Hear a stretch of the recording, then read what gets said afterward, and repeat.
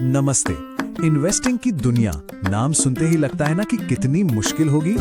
इतने सारे शब्द, स्टॉक्स, फंड्स, ईटीएफ्स। तो आज हम इन्हीं शब्दों की गुत्थी सुलझाने वाले हैं एकदम आसान भाषा में, ताकि इन्वेस्टमेंट का सफर काफी आसानी से शुरू हो सके।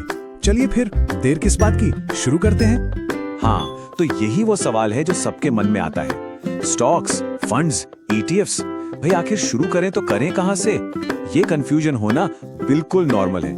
पर फिक्र मत कीजिए, आज हम इस पूरी पहेली को ना एक एक करके आराम से सुलझाएंगे।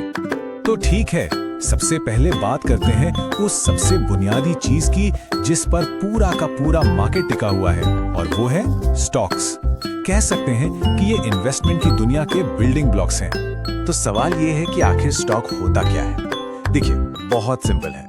जब कोई किसी कंपनी का स्टॉक खरीदता है ना, तो असल में वो उस कंपनी का एक छोटा सा, बहुत छोटा सा हिस्सा खरीद रहा होता है। इसको ऐसे समझिए जैसे आप कोई बढ़िया सी डिश बनाने जा रहे हैं और उसके लिए आप बाजार से सिर्फ एक चीज, मान लीजिए सिर्फ टमाटर खरीद कर लाते हैं। बस वही एक चीज है स्टॉक।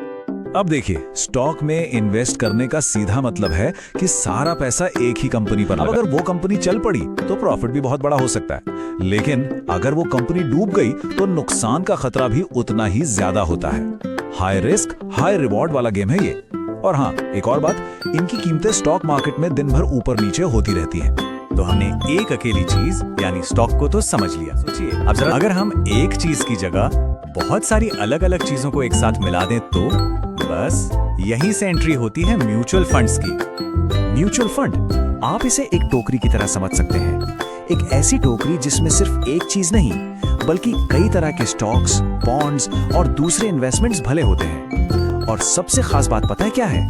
इस पूरी टोकरी को एक प्रोफेशनल, एक एक्सपर्ट फंड मैनेजर संभालता है।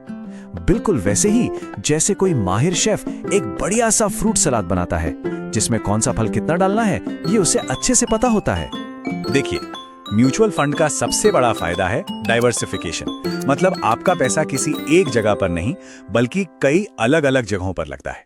तो जाहिर है रिस्क कम हो जाता है और सिरदर्दी भी कम होती है, क्योंकि सारी रिसर्च तो एक्सपर्ट कर रहा है। लेकिन इसमें एक बात ध्यान रखने वाली है, इन्हें आप जब चाहें खरीद बेच नहीं सकते। इनकी ट्रेडिंग दिन में सिर्फ एक बार होती है, वो भी मार्केट बंद होने के बाद होती है उस पर। तो ठीक है, हमने अकेली सामग्री यानी स्टॉक को देख लिया और शेफ का बनाया हुआ सलाद यानी म्यूचुअल फंड को भी समझ लिया। अब एक तीसरा ऑप्शन भी है मार्केट में, जो इन दोनों का एक मिक्सचर जैसा है। क्या हो सकता है? जी हाँ, ये है ईटीएफ्स यानी एक्सचेंज ट्रेडेड फंड्स। अब म्यूचुअल फंड की ही तरह कई सारे स्टॉक्स और एसेट्स की एक टोकरी ही है, लेकिन सबसे बड़ा फर्क ये है कि इसे आप एक आम स्टॉक की तरह दिन में जब चाहें खरीद सकते हैं, बेच सकते हैं। अगर हम अपनी सैलेड वाली कहानी पर वापस जाएं, तो ये बाजार में मिलने वाले उस ready to eat pre packaged fruit salad जैसा है, लेकिन खरीदने बेचने में बहुत आसान। तो मतलब साफ है, ईटीएफ में आपको म्यूचुअल फंड वाला डाइवर्सिफिकेशन भी मिल गया और स्टॉक वाली फ्लेक्सिबिलिटी भी, कि दिन में कभी भी ट्रेड कर लो। इन्हें खरीदना और बेचना वाकई में बहुत आसान होता है। और एक और अच्छी बात, इनकी मैनेजमेंट फीस, जिसे एक्सपेंस रेशो कहते हैं, वो भी ज्यादातर कम होती है। तो चलिए, अब तक हमने जो कुछ भी समझा है उसे एक साथ रखकर देखते हैं। अब वक्त है इन तीनों के आमने सामने की टक्कर का।